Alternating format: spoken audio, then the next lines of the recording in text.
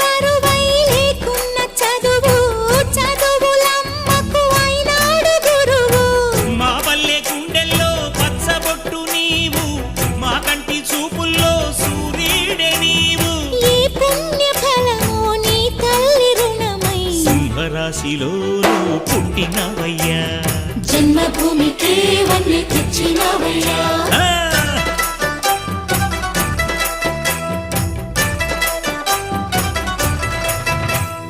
పేదలంటే ప్రాణమిచ్చే